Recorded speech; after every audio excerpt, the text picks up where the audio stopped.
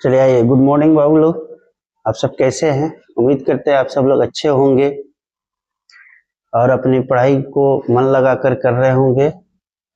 आज का जो हम लोगों का क्लास है, क्लास 8 का मैथ्स है, दूसरा चैप्टर।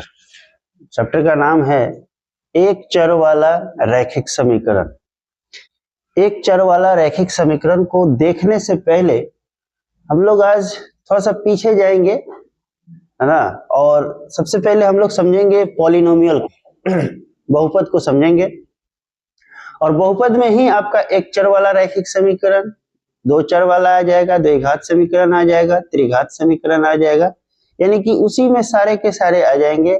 इससे हमको एक्स्ट्रा कराने की जरूरत नहीं पड़ेगा और आप लोगों को अच्छे से समझ में भी आ जाएगा। पूरा बेसिक से लेकर के चलेंगे, ठीक है ना। आइए तो हम लोग क्लास को एंजॉय करते हैं और देखते हैं, समझते हैं। सबसे पहले लिखेंगे ऊपर में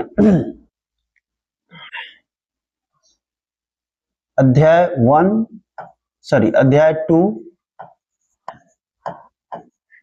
अध्याय 2 एक चर वाला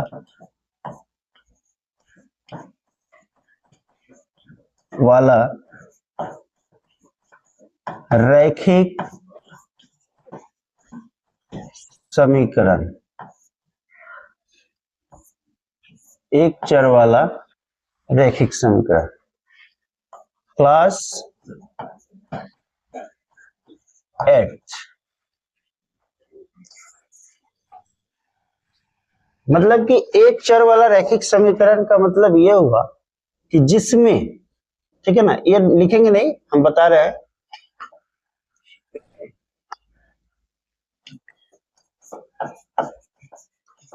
जिसमें केवल और केवल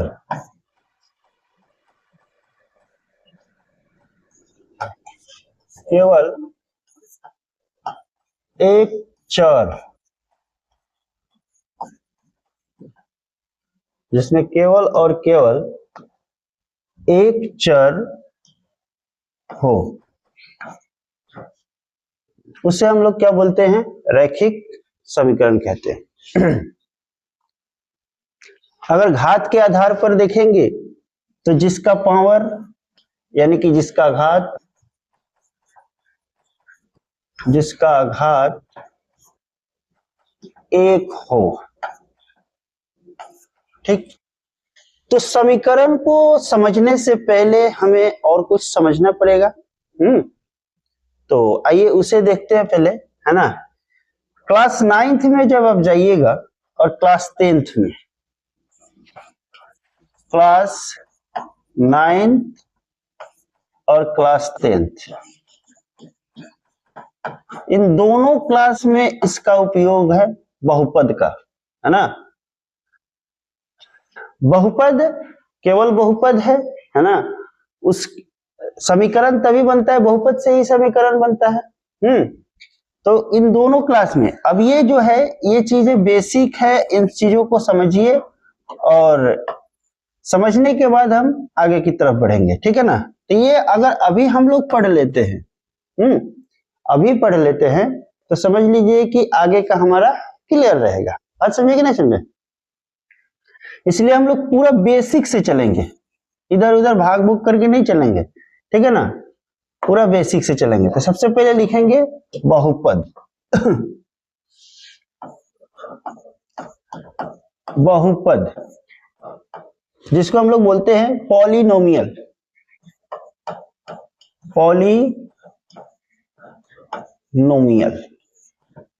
पहले तो बहुपद जान लेंगे तब तो समीकरण जानेंगे ना, क्योंकि बहुपद से ही तो निकला है समीकरण, ठीक है ना। तो पहले बहुपद को जान लेंगे, उसके बाद समीकरण जानेंगे, ठीक है। बहुपद में सबसे पहला जो टर्म आएगा आपका, वो आपका होगा चर और दूसरा होगा अचर। पहले इसे जानेंगे। चर यानी कि वेरिएबल, और अचर का मतलब होता है नॉन वेरिएबल।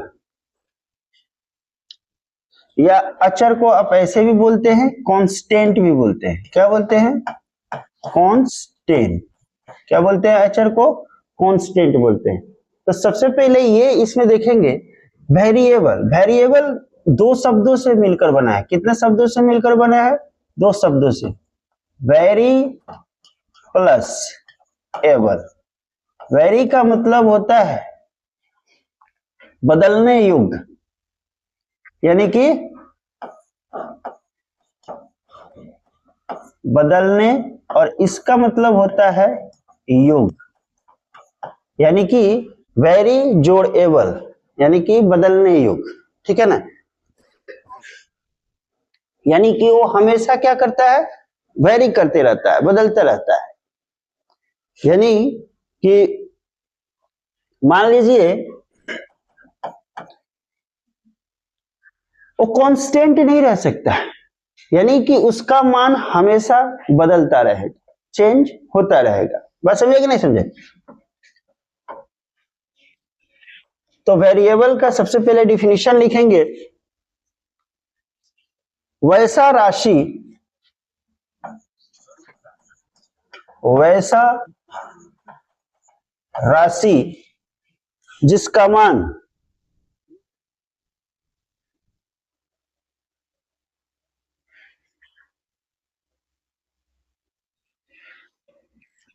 वैसा राशि जिसका मान हमेशा बदलता रहता है। जैसे X Y Z A B C dot dot dot, यानी कि इनका मान फिक्स नहीं रहेगा, हमेशा क्या होगा? बदलता रहेगा। ठीक है ना? अब आता है कांस्टेंट। क्या आता है? कांस्टेंट। वैसा राशि, वैसा राशि जिसका मान कभी नहीं बदलता,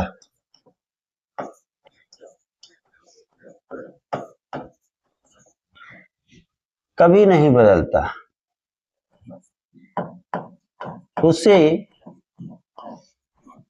अचर, उसे अचर कहते हैं। जैसे 0 1 2 3 4 डॉट डॉट डॉट। ठीक है? यानी कि एक समीकरण को समझने के लिए सबसे पहले हमें बहुपद को समझना पड़ेगा। बाद में हम समीकरण को समझेंगे। ठीक है ना? उससे पहले हम बहुपद को समझेंगे। ठीक है ना? बहुपद समझ में आ गया, समीकरण समझ में आ जाएगा। क्लियर?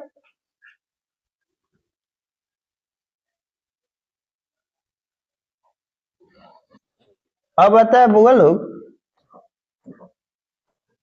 गुणांक। गुणांक यानी कॉफिशिएंट। गुणांक यानी कि कॉफिशिएंट। एग्जाम्पल में लिखेंगे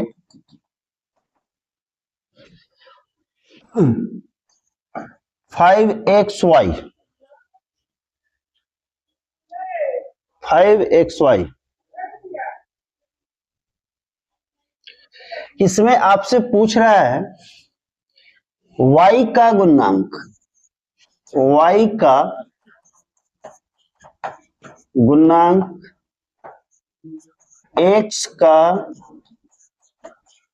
गुणांक और 5 का गुणांक। आप लोग बता सकते हैं इस चीज को? बताइए। आपसे पूछ रहा है कि y का गुणांक, तो y के गुणे में जैसे अगर y का गुणांक पूछ रहा है तो इसको कैसे लिख सकते हैं? 5xy को हम क्या लिख सकते हैं बताइए? 5 इंटू एक्स इंटू वाई लिख सकते हैं। लिख सकते हैं कि नहीं लिख सकते? बोलिए, लिख सकते हैं ना। तो आपको पूछ रहा है कि y का गुणांक, किसका पूछ रहा है? y का गुणांक। तो आप क्या लिखेंगे यहाँ पे? 5x। अगर x का गुणांक पूछ रहा है तो 5y हो जाएगा, ठीक है ना। और 5 का गुणांक पूछ रहा है तो क्या हो जाएगा? xy हो जाएगा। कोई दिक्कत? समझ में आया? ये ठीक है ना। इसको हम लोग क्या बोलते हैं? कोफिशिएंट बोलते हैं, गुणांक बोलते हैं, ठीक है।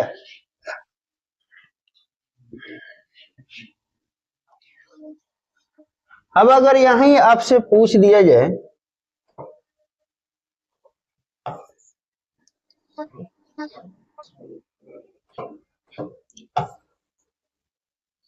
यहां पर मान लीजिए कि 4x स्क्वायर वाई, इसमें आपसे पूछ दिया जाए y का गुणांक, y का गुणांक और x स्क्वायर का गुणांक, इन दोनों का गुणांक आपसे पूछ दिया जाए तो क्या बताएंगे? y का गुणांक क्या हो जाएगा? 4x स्क्वायर, और x स्क्वायर का गुणांक क्या हो जाएगा? 4y। कोई दिक्कत? रिया समझ में आ रहा है? आयशा समझ में आ रहा है बाबू आप लोगों को? इस चीज को समझने के लिए थोड़ा धैर्य रखना पड़ेगा आपको, फिर उसके बाद में आपको ये समझ में आ जाएगा, ठीक है। यहाँ पे घेर दिए हुए हैं, इसको समझने के लिए थोड़ा सा धैर्य रखिए, सब समझ में आ जाएगा। आज का ही क्लास में पूरा का पूरा क्लियर हो जाएगा आपका, ठीक है ना। चलिए नोट कीजिए, जल्दी नोट करें लड़के।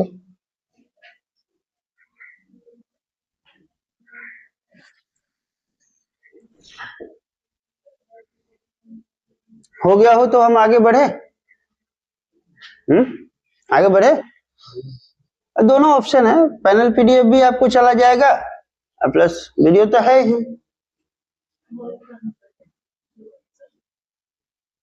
हो जाएगा ना।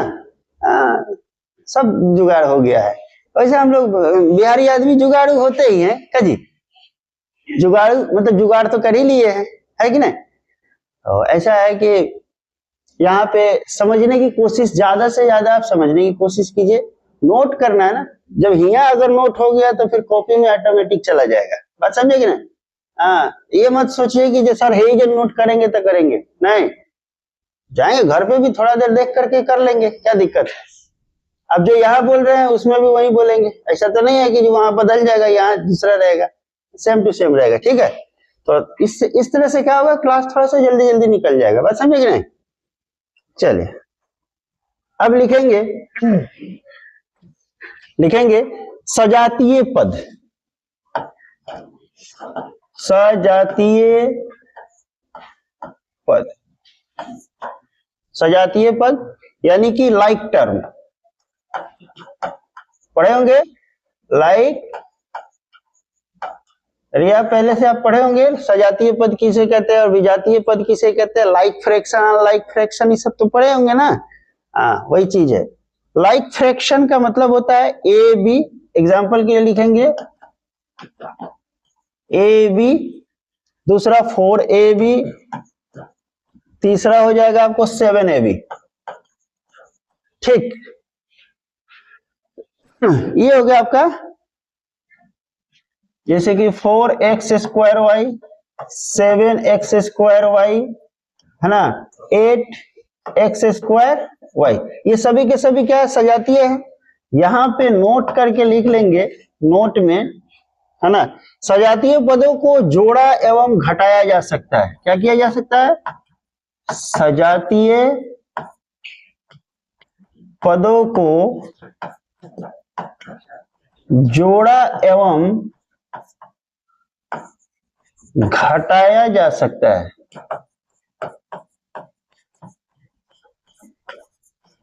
जोड़ा एवं क्या किया जा सकता है? घटाया जा सकता है, ठीक है।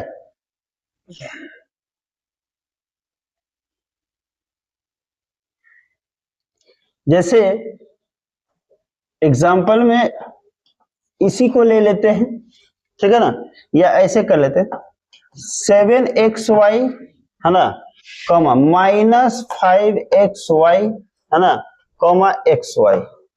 अब इसको जोड़ना है या घटाना है, तो जोड़ लीजिएगा, बोलिए।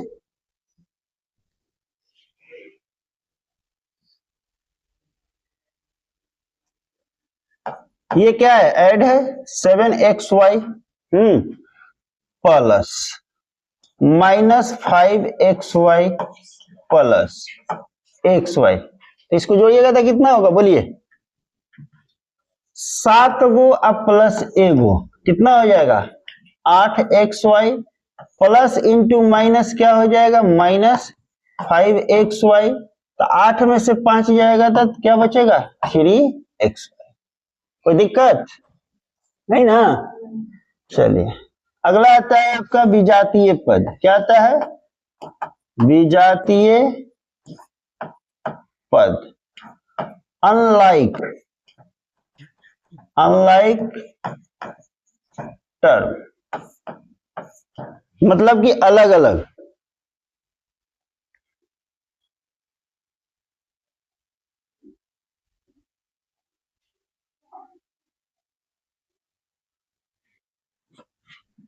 एग्जाम्पल में लिख लेंगे 5x² कॉमा 3xy 10y। ये क्या हो गया, विजातीय पद हो गया। मतलब कि सजातीय पद को आप जोड़ सकते हैं और विजातीय पद को नहीं जोड़ सकते।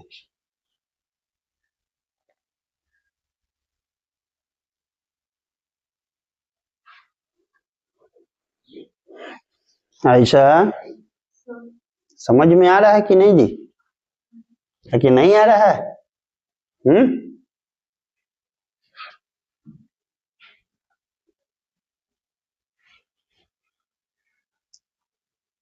बकुलवा कहाँ बने, बकुलवा बकुलवा गायब है, मोटुआ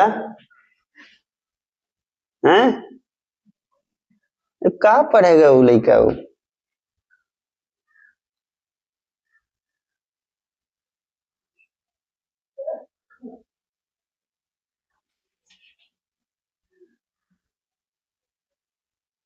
हो गया बुआ, चाहे कहने भेज देते हैं कोना में, कोई दिक्कत। चलिए अब लिखेंगे बहुपद। बहुपद पॉलिनोमियल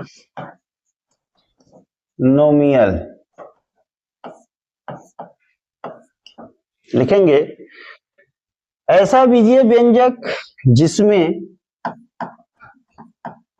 ऐसा बीजीय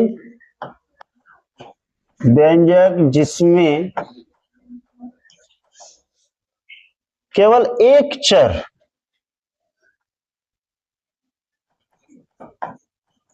केवल एक चर A B C X Y Z तथा चर का घात, चर का घात यानी कि पावर, पावर धनात्मक यानी पॉजिटिव एवं, पॉजिटिव एवं पूर्ण संख्या, पूर्ण संख्या 0 1 2 3 4 डॉट डॉट हो, उसे बहुपद कहते हैं।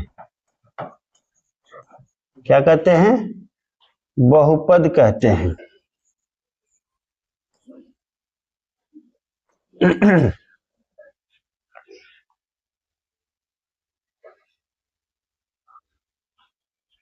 जैसे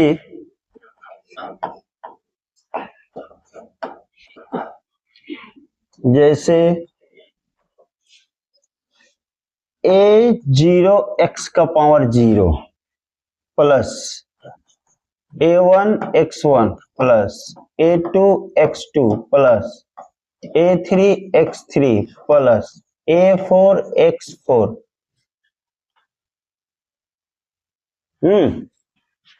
प्लस डॉट डॉट डॉट है ना an x का पावर n।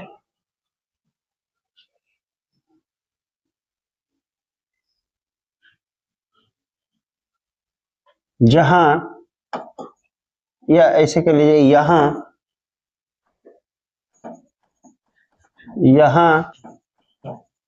बहुपद का गुणांक यहां ऐसे, एक मिनट रुकिए, यहां a0 a1 a2 a3 a4 और डॉट डॉट an बहुपद का गुणांक है।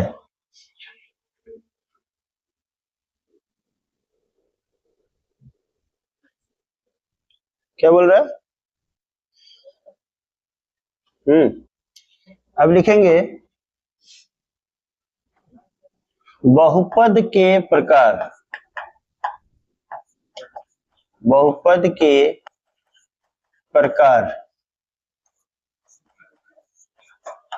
Types of polynomial.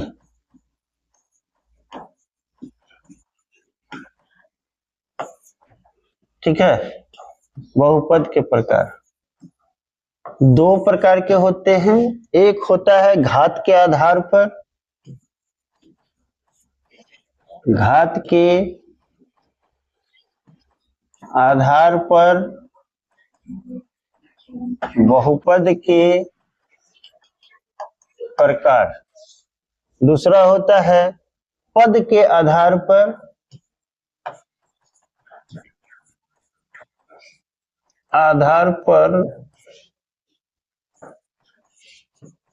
बहुपद के प्रकार। दो टाइप से होता है।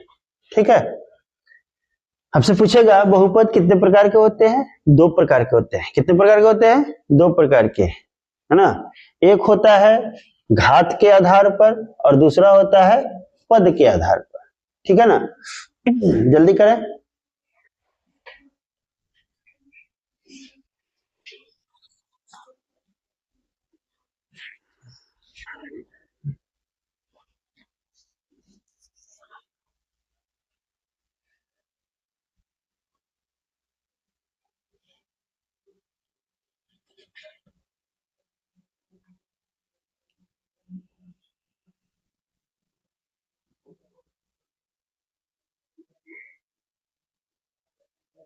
राहुल, पूरा जुनून के साथ पढ़ो, समझे? यही समय है मजबूत होने का। कम से कम अपने बारे में नहीं सोचते हो तो अपने माता पिता के बारे में सोचो। जिस माता पिता ने तुम्हारे को यहाँ तक पहुंचाने के लिए कितनी कठिन परिश्रम कर रहा है, इसके बारे में ख्याल रखना। कभी फेल्योर मत जाना, ठीक है ना। जब इसके बारे में ख्याल रखोगे तो जाहिर सी बात है फेल्योरिटी का कोई चांस ही नहीं बनता है। जब आप लोग 8th क्लास से इतना डेडिकेशन के साथ पढ़ रहे हैं तो आगे चल करके भी बहुत अच्छा करेंगे आप लोग, समझे? हाँ, तो इस बात को याद रखिएगा हमेशा। यानी कि आप अपने बारे में नहीं तो कम से कम अपने माता पिता के बारे में जरूर सोचिए, ठीक है ना। कहा गया है कि अपने लिए जिया तो क्या जिया, कभी दूसरों के लिए जी करके देखो, कितना मजा है जिंदगी जीने में। समझे कि नहीं? तो अपने लिए जीने का मतलब क्या हुआ कि कहा गया है कि कुत्ता भी अपना पेट पाल लेता है कि नहीं पाल लेता है? कुत्ता भी अपना पेट पाल लेता है। जब आप किसी 10 आदमी को एक साथ लेकर के चलते हैं तब असल जिंदगी का मजा समझ में आता है कि जिंदगी का क्या मजा है। अकेला जिंदगी कोई जिंदगी नहीं होता है। 10 आदमी को आप लेकर के चल रहे हैं, वही असल जिंदगी है। जीवन में हमेशा पॉजिटिव थिंकिंग रखिए। जो नहीं होने वाला है उसके बारे में भी सोचिए कि भैया ये हमसे हो जाएगा। क्या होगा? लड़ेंगे तब न जानेंगे कि हार रहे हैं कि जीत रहे हैं।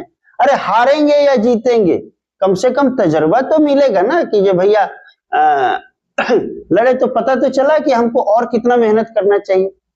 अब मेहनतें नहीं कीजिए, हाथ पे हाथ धर के बैठ जाइए, कहिए कि भगवान जी हमरा के हाथ में ले आके खाना दे दीजिए, तो ऐसे थोड़े होता है भाई। मेहनत शर्त है, किसी भी चीज को पाने के लिए मेहनत शर्त है। हो गया, आगे बढ़े। इसको खत्म करना होगा, थोड़ा सा लेट जाएगा, कोई दिक्कत नहीं है। चूंकि देखिए अब आप लोग समय को देखते हुए आप लोग ऐसा कीजिए कि थोड़ा टाइम से क्लास आने का कोशिश कीजिए ताकि हम लोग शुरू कर सके जल्दी से जल्दी, और जितना से लंबा हो क्लास हम लोग ले सके। बात समझे? चलिए आगे देखेंगे। सबसे पहले लिखेंगे घात के आधार पर बहुपद। 1 नंबर, घात के आधार पर बहुपद। घात के आधार पर बहुपद। घात के आधार पर बहुपद।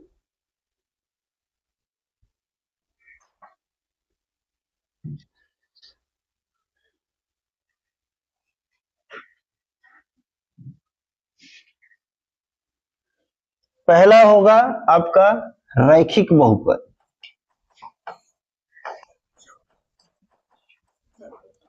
रैखिक, इसको बोलते हैं लिनियर पॉलिनोमियल।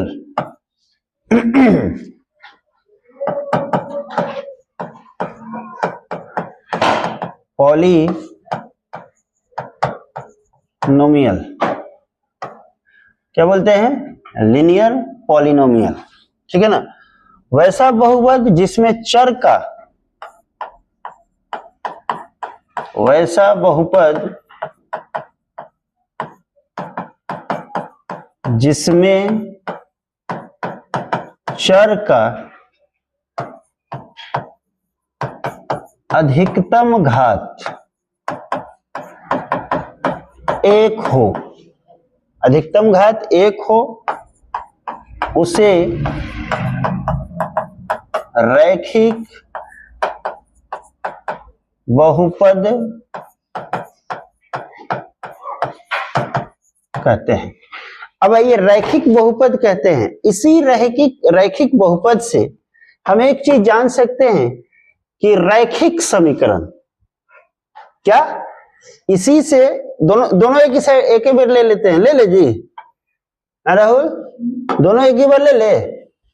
जैसे कि यहाँ पे रैखिक, जो हम लोग को पढ़ना है किताब में, उसको रैखिक समीकरण, क्या? रैखिक समीकरण, लिनियर इक्वेशन। लिनियर इक्वेशन क्या होता है? लिनियर इक्वेशन, ठीक है ना। यानी कि एक चर वाला रैखिक समीकरण, ठीक है ना। एक चर वाला रैखिक समीकरण, यहां पे जोड़ देते हैं, एक चर वाला रैखिक समीकरण।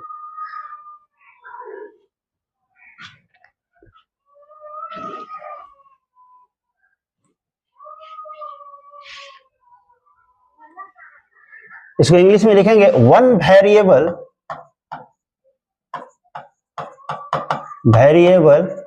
In linear equation. One variable in linear equation, यही आपका चैप्टर है, यही है ना। यही चैप्टर तो पढ़ना है हम लोग को, पढ़ना है ना। अब देखिए, कहने का मतलब यह है कि जो बहुपद होता है, बहुपद है ना। बहुपद यानी कि जिसके बराबर में कुछ ना हो, बराबर तो होगा ही नहीं, बिल्कुल नहीं, वो क्या कहलाएगा, बहुपद कहलाएगा। लेकिन समीकरण, क्या समीकरण यानी कि जिसके बराबर में कुछ ना कुछ हो, उसमें LHS और क्या होता है, RHS होता है, ठीक है ना। लेकिन बहुपद में क्या होता है, ओनली फॉर क्या होता है, LHS होता है। क्या होता है, LHS होता है, RHS नहीं होता है। इसीलिए तो अंतर है। ये क्या हुआ, आपका बहुपद हुआ, और ये क्या हुआ, आपका समीकरण हो गया, ठीक है। तो इसको बाद में देखेंगे, पहले देख लेते हैं, ये हम समझाने के लिए आपको दिए हैं, ठीक है ना।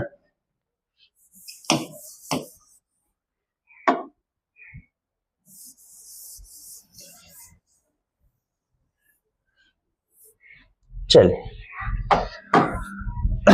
वैसा बहुपद जिसमें चर का अधिकतम घात कितना हो, 1 हो, उसे हम क्या कहते हैं, रैखिक बहुपद कहते हैं। जैसे 5x + 2, क्या ये रैखिक बहुपद है, बोलिए, क्योंकि इसके बराबर में कुछ नहीं है।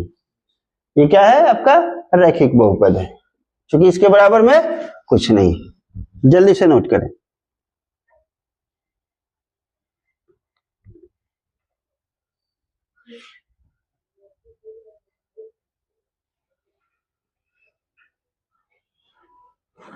ठीक है, 9x - 2, दूसरा 7y⁻0 है ना, प्लस 5y⁻0 etc। ये हो गया आपका पहला रैखिक बहुपद। इसको एक और चीज बोलेंगे,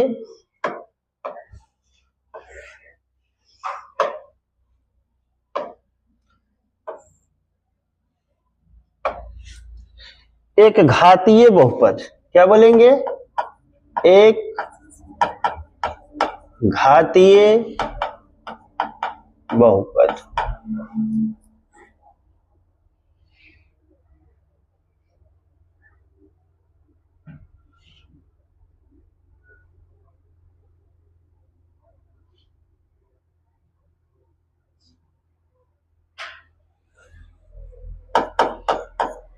रैखिक बहुपद व्यापक मानक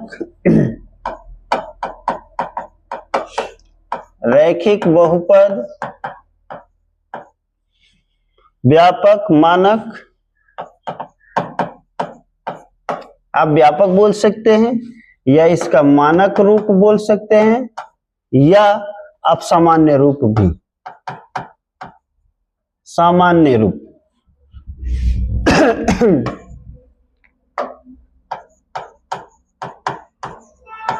सामान्य ax + b, ax + b, यहां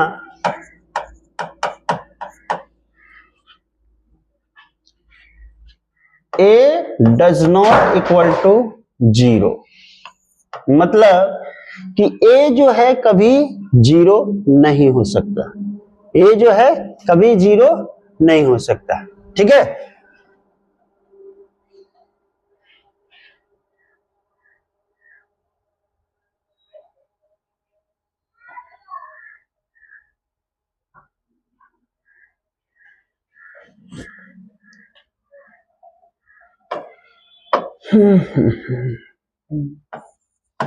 घात 1 शून्य की संख्या भी कितना होगा, 1 होगा। दूसरा लिखेंगे द्विघात बहुपद, द्विघात बहुपद, द्विघात बहुपद लिखेंगे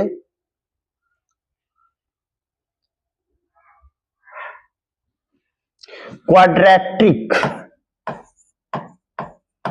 क्वाड्रेटिक पॉलिनोमियल,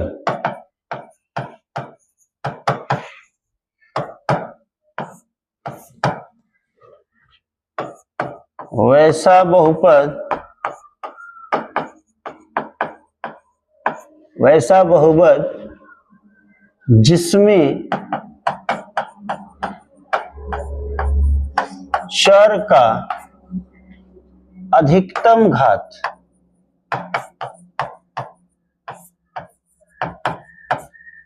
कितना हो, 2 हो। चर का अधिकतम घात कितना हो, 2 हो, उसे द्विघात बहुपद कहते हैं। एग्जाम्पल में लिखेंगे,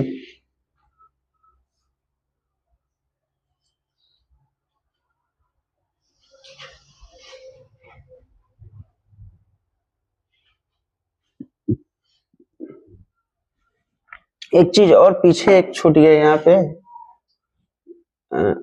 यहीं पे लिख लेंगे, यहाँ पे इधर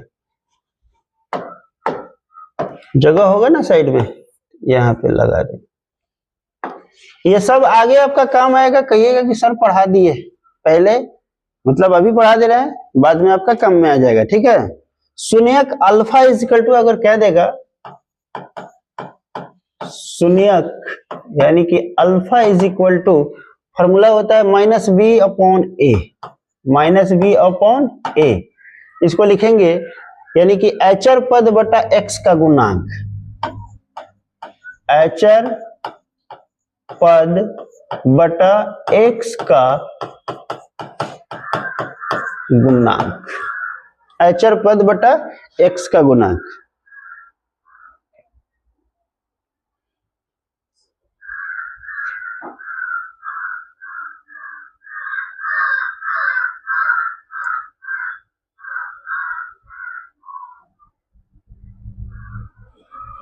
एग्जाम्पल में लिखेंगे यहाँ पे 9x²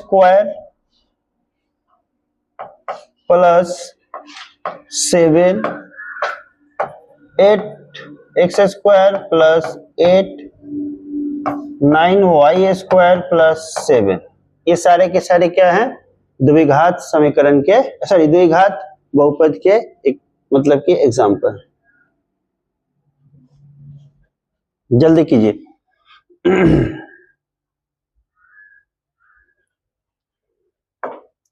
द्विघात बहुपद के व्यापक रूप, द्विघात बहुपद के व्यापक रूप, द्विघात बहुपद के व्यापक रूप। इसका जो व्यापक रूप होता है ax² plus bx plus c, है ना, जहां, ठीक है ना, a does not equal to 0, यानी कि जो a होगा वो 0 के बराबर नहीं होगा।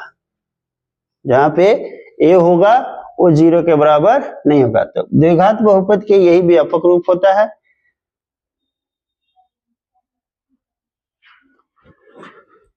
अब यहाँ पे घातों की संख्या अगर बात करें तो घात इज इक्वल टू कितना हो जाएगा, 2। तो शून्यकों की संख्या कितना हो जाएगा, शून्यकों की संख्या भी कितना होगा, 2 हो जाएगा। बेटा बोला करो सर, संख्या कितना हो जाएगा, 2। हाँ, यानी कि जितना घात होगा उतना उसका क्या होगा, शून्यक होगा। जितना घात होगा उतना ही शून्यक होगा। द्विघात बहुपद के शून्यकों को नोट करके लिखेंगे,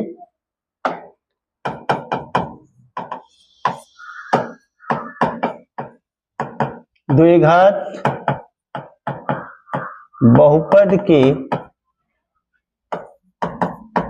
शून्यकों को अल्फा एवं बीटा, अल्फा एवं बीटा से, यानी कि अल्फा एवं बीटा से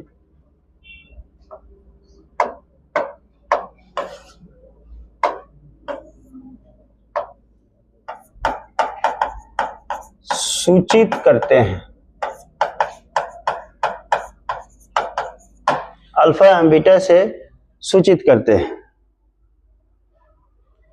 एक फॉर्मूला होता है शून्यकों का योग,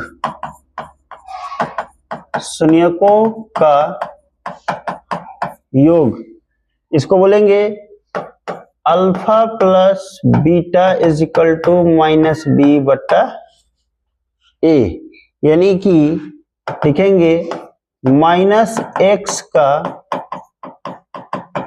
गुणांक बटा ए, एक्स स्क्वायर का गुणांक, यानी कि ए है एक्स स्क्वायर का गुणांक, शून्यकों का योग।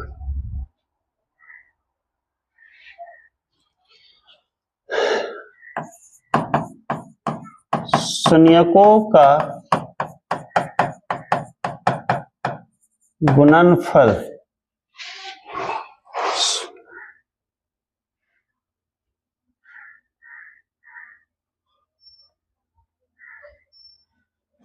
शून्यकों का गुणनफल अल्फा इंटू बीटा, ये हो जाएगा सी अपॉन ए। अचर पद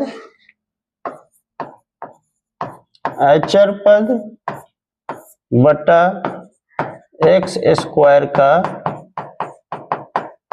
गुणांक। जल्दी कीजिए।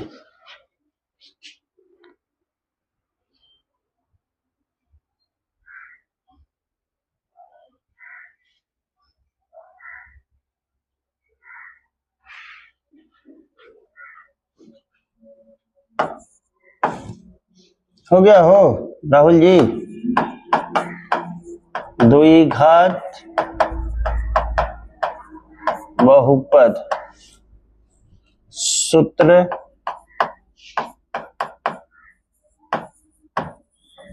फॉर्मूला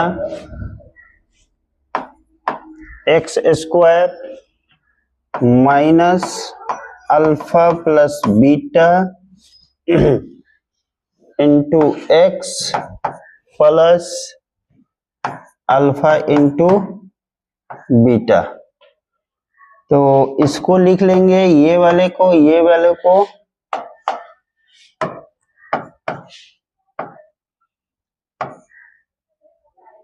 हो जाएगा शून्यकों का योग, शून्यकों का योग, और ये हो जाएगा शून्यकों का गुणनफल, शून्यकों का गुणनफल क्या हो जाएगा? शून्यकों का गुणनफल।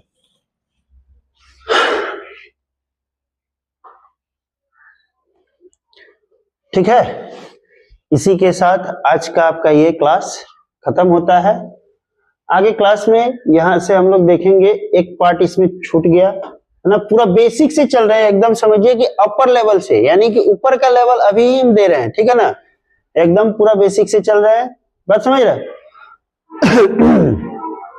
क्या बेटा? एक मिनट बता रहा है। इसमें हमने जो दो चीजें, यानी कि घात के आधार पर, सबसे पहले क्या लिया? घात के आधार पर। ये वाला आपका सेशन कंप्लीट हुआ, ये वाला आपका कंप्लीट हुआ। अब पद के आधार पर कह रहा है, तो जस्ट उसी में क्या करेंगे, है ना, जहां जहां पे क्या है, रैखिक है, द्विघात है, अभी इसमें एक त्रिघात बच ही गया। क्या बच गया? त्रिघात बच गया। तो अब अगले क्लास में देखा जाएगा, क्योंकि काफी लेट हो रहा है, ठीक है ना। उसके बाद में हम लोग पद के आधार पर चलेंगे। तो पद में क्या आ जाएगा आपका? एक पदी आ जाएगा, द्विपदी आ जाएगा और त्रिपदी आ जाएगा, ठीक है ना। तो ये चीजें आगे क्लास में हम लोग देख लेंगे, थोड़ा स्लो मोशन में चलेंगे, लेकिन क्या पूरा एकदम कंप्लीट करते हुए चलेंगे, ठीक है। मिलते हैं नेक्स्ट क्लास में। बाय बाय, जय हिंद।